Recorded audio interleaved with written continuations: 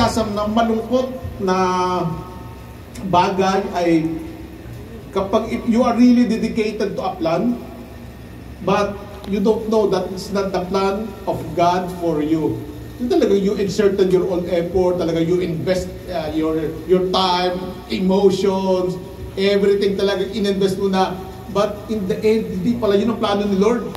So yun ang that's the tragic part of our lives. Kaya maganda ngayon, mga bata pa tayo. Wala ba ako kakampi?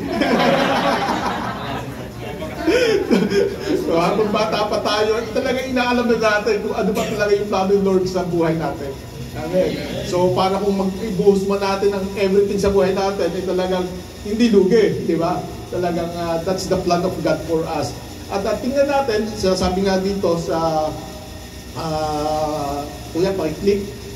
So we will find out that 3 points para lang ating malaman ang kaplanohan ni Lord sa atin. Ang unang puntos natin is dapat we have to submit to the Lordship of Jesus Christ. If we will be submitting to the Lordship of Jesus Christ, di ba, kapag sinabi natin, kasi marami nagsasabi, Lord, Lord, di ba? Pero ano ba sabi ni Lord sa mga Lord, Lord sa Kanya? Nung dumating sa, di ba, I do not know you. So, paano malalaman that we are really submitting to the will of our God, to the will of the Lord? So, makikita natin ito sa Luke 6:49, di ba? Why do you call me Lord? Lord, and do not do what I say. So those only people who would follow the word of God, who would follow the commands of God, sila lang ang mayroong karapatan na tumawag ng Lord, Lord. At kapag sinabi natin, Lord, Lord, talagang we are really submitting to the will of God. So kung anong sabihin ni Lord sa atin, anong i-impress sa atin ni Lord, anong ibulong sa atin ng Holy Spirit, yun dapat ang ating sinusunod. Welcome po yung Matthew. We waited for you. So that's what I said. That if you say, Lord, Lord, it's supposed to be you should follow all His commands. We should submit to His will. Because if you are not submitting to His will, you don't have the right to call Him Lord. So that's that's our first point, that before we would be able to know the will of God for us, we have to submit to His will. We have to call Him really Lord. And calling Him Lord means obeying His words. Amen? So if God will meet you today, will He say, why are you calling me Lord, Lord, and you are not doing what I say? Or He will say, welcome, my good and faithful servant. You really do what I command, and you really know what my will is for you. So which one? And it says here also in Hebrews 10 verse 7, then I said, here I am. It is written about me in the scroll. By the way, speaking here is Jesus. Jesus said, here I am. It's my name is written in the scroll. I have come to do your will, O God. So even Jesus Christ, which is already a Lord, He is still looking to His to God the Father as His Lord. So meaning how Jesus come to call His Father Lord in this way. First, He said, sacrifice and offerings, burnt offerings, and sin offerings you did not desire. So Jesus Christ is telling to to our Father, you don't desire these offerings, you don't desire my sacrifice offering, my sin offerings, you did not desire those things, nor you were pleased with them, although they are although the law required them to be made. Then He said, here I am, I have come to do your will. So even Jesus Christ, He can call our God the Father as Lord because He is doing God's will. Amen. So even us, before we can call Jesus Christ Lord, Lord, make sure that in our life, we are doing the will of God, the will of Jesus Christ. So napakahirap naman sabihin, it's like calling your father. calling your father, your papa, your tata, your ama, but you are disobeying all his commands, do you think it sounds good? No. So, we could feel, and we would really part of our life to call our Father, if we are obeying His command. Oh, much more for God. So we should obey the will of God so that we can call Him Lord, Lord. And that is, for us to know the will of God, first, we have to submit to His will. We have to submit to the Lordship of Jesus Christ. Amen. So the second point, so that we would know the will of God for us, transformation of your life. So after knowing that Jesus is our Lord and we are submitting to His will, we are submitting to His words, we can have, we should start transforming our lives. So and how? So Romans 12 it says, to offer your bodies as a living sacrifice, holy and pleasing to God. This is your spiritual act of worship. Amen. So after if we really are confident to call our Jesus Christ as Lord, Lord, then we have to initiate the transformation of our lives. Because if you are calling Lord, Lord, and then you are not doing anything to change your lifestyle, to change your habit, to change your life, so it's useless to call Him Lord, because one of Lord's desires is for us to be transformed to His likeness.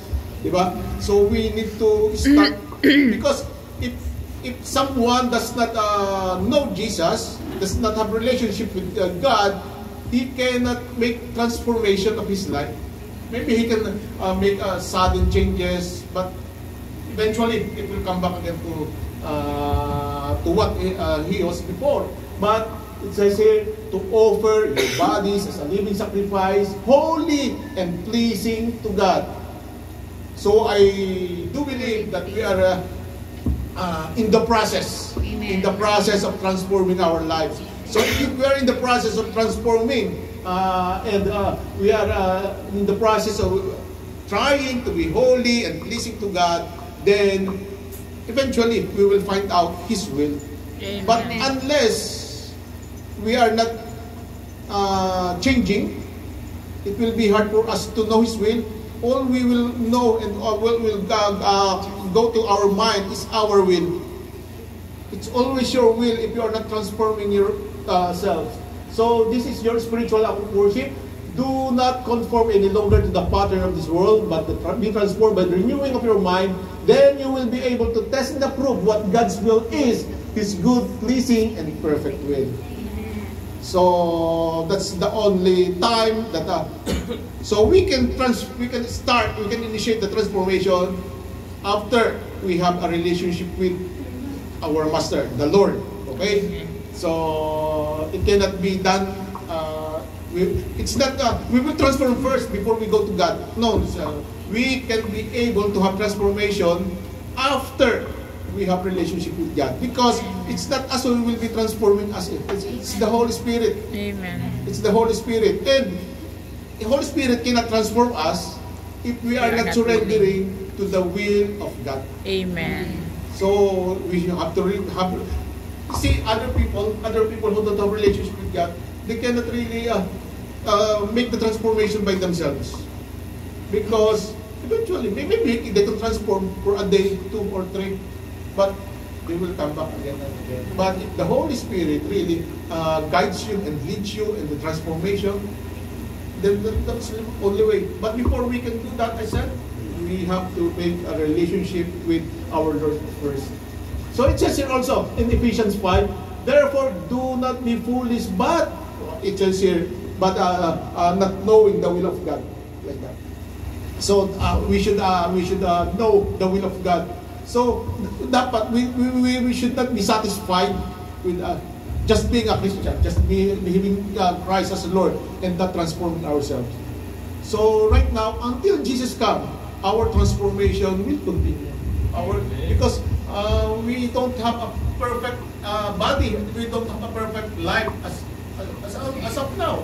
So until we are only perfection will only come when our life, our body has been glorified. So glorified means after the death of this flesh, so we will be glorified. Or if it comes first, is the coming back of Jesus Christ. If we are still alive, but by that time, then we will be automatically transformed without dying. But if we are already dead, then we will be glorified. Then that's the only time that we will be perfect. That's the only time that, kumaga, it's yung automatic. Sabi nga, in the twinkling of an eye, you will be glorified. You will have a glorified body. You will be transformed. But until we are, hanggang tayo, we are still alive. So the total transformation is from glory to glory, one by one, step by step, not automatic. So this automatic will be in the coming of Jesus Christ, when then He will make us glorified body. Okay. So unti na ba natin Jesus as Lord? Then the transformation is started in His life. Then unti-unti natin malalaman ang will niya sa atin. So yung pangatlo nating points is follow the leading of the Holy Spirit. So when we are in the process of transformation, the Holy Spirit stays with you. Close na po kayo. You have a close relationship. Because He will not leave you. Holy Spirit will not let you do your own your way. So you are building a close relationship, and you are building close contact. And when you are building close relationship, then you would know the will of God. If the Holy Spirit is with us. But sometimes we are not allowing the Holy Spirit to shine. It's always ourselves. Oh, it's my attitude, my character. It should be shown. My desires and my wants and my ganon. We are not allowing the Holy Spirit to shine over us. So, if you are continuously changing, continuously transforming, the less of, we are always praying, less of me and more of God, diba? So less of us and let the Holy Spirit shine over you. And the more the Holy Spirit shines, the more you will know the will of the Father, the will of God, the will of Jesus in our lives. Amen. So, it says here, follow the leading of the Holy Spirit. 1 Samuel chapter 10 verse 6, the Spirit of the Lord will come upon you in power. So, sinabi niya kay David after he was anointed by Samuel. So, it says here, the Spirit of the Lord will come to you upon you in power, and you will prophesy with them, and you will be changed in a different person. Once the signs are fulfilled, do whatever your hands finds to do, for God is with you.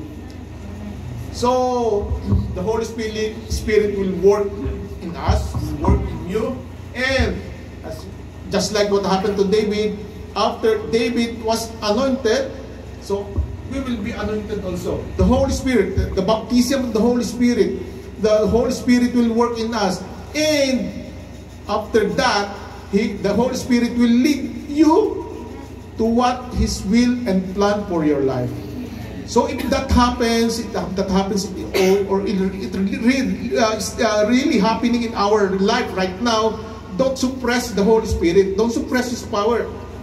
Don't tell Holy Spirit, no, Holy Spirit, I'm not like, I'm not good. I'm not good in that. No, the Holy Spirit really will push you to out of your shell. So because that being timid, being shy, is not the will of the Lord for us.